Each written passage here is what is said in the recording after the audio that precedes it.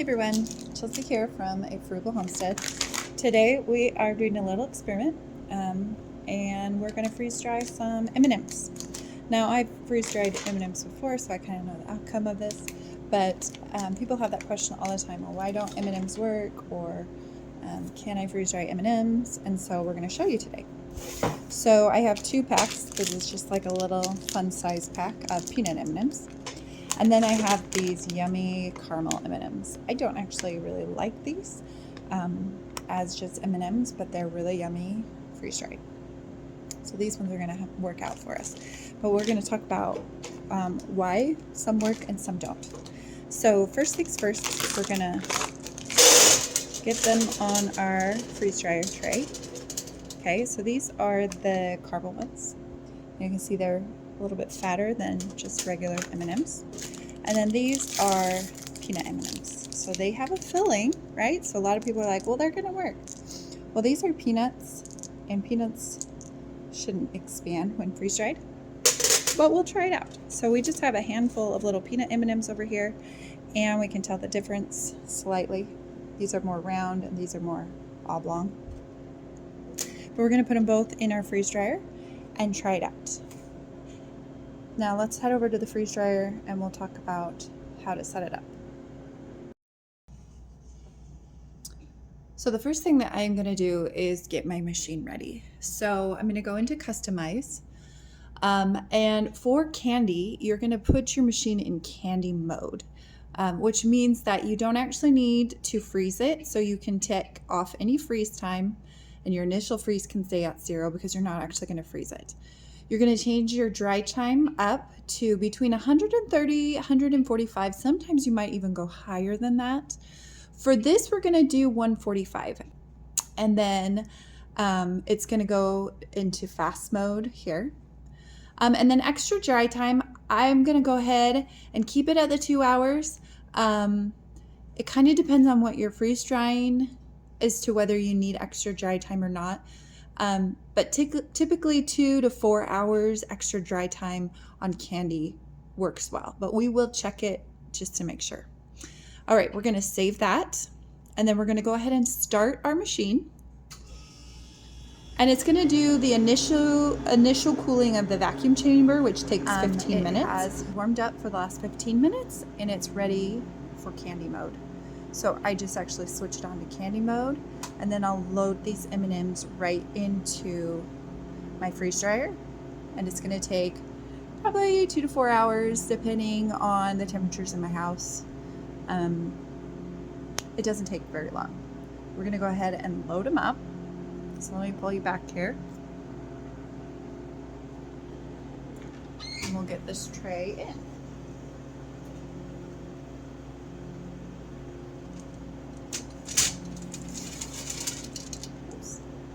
Peanuts are trying to get away. So peanuts are in the back, and in the front are the caramel. So we went to the next step, which is asked if we want to warm our tray, and we're warming our tray, and I always add 20 minutes. This is really good with the chocolate, just to kind of help that caramel on the inside warm up. When those trays are warm, it just makes the heating process go faster.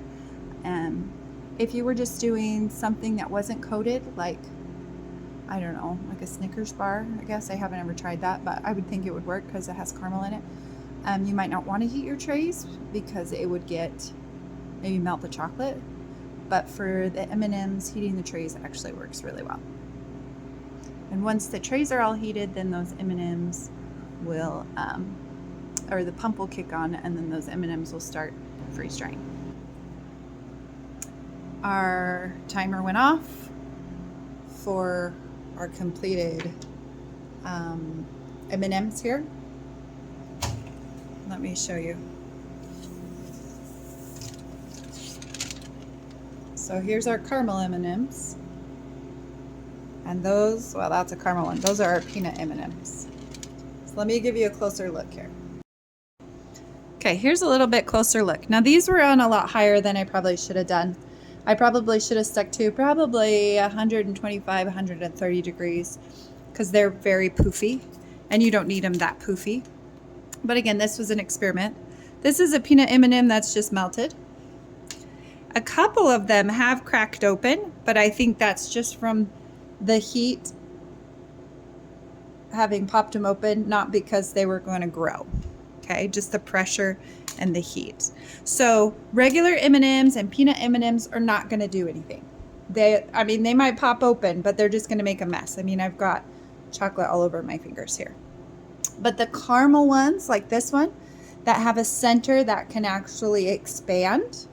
I've never done the brownie ones, but somebody has said you can do the brownie ones, and those will work as well. So we're just going to put these in a little package, and I'll show you how I do that. Now to package my M&Ms, there's lots of different things that you can do and lots of different packaging you can use. I typically will stick with, if I'm doing them as gifts, these kind of fun colored, rainbow colored, I guess you would say, packages or Mylar bags that have a window. And so you can put your treats in.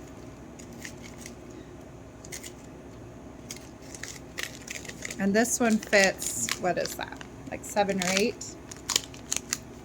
And you just close it off like that. And then you would heat seal it. So we'll just go ahead and heat seal this guy. Okay, so he's all sealed up, ready to be sold or given away or whatever. And again, these are just treats that we'll eat. So it's not a big deal that they're a little bit poofier. Okay, you can also use, for a little bit longer term storage, you can use regular Mylar bags that don't have windows. But again, candy over time will deflate. It's just kind of the nature of it. At least that's what I found. This caramel probably won't because it's so crispy, but it may. So you're not going to be long-term storing freeze-dried candy. If you wanted to long-term store candy, you would just leave it in its packaging, right? We would just leave it in this and probably pop it in the freezer. Okay, so this isn't necessarily a long-term storage thing. This is more just a different and fun way to have some candy. Now you could also put it in like a mason jar or a fun creative little container, like, you know, a fun little one like this with, you know, something on the top, and that would be a great gift as well. So there's lots of simple things that you can do to share this candy with others. So the takeaway today for this project is that the M&M caramels will freeze dry and create this fun poofy center that tastes really good. Seriously, they're super yummy. But regular M&Ms or peanut M&Ms, even though they have something in the middle, it can expand. When it gets heat and pressure added to it, it's not going to expand. It might crack. It will melt. It's not a good idea. So stick with some of the M&Ms like this one, the caramel M&Ms, that will work for you and taste yummy. They'll be great gifts for friends and family, or if nothing else, treats for you. And I can see these being a big hit in the freeze-dry candy market. So if you have your own business and you're freeze-drying candy, or you're trying to get to the point where you sell freeze-dried candy, this is a good choice for you. All right, I think that's all for us today. Let me know if you have any questions or comments, and we will see you on our next video.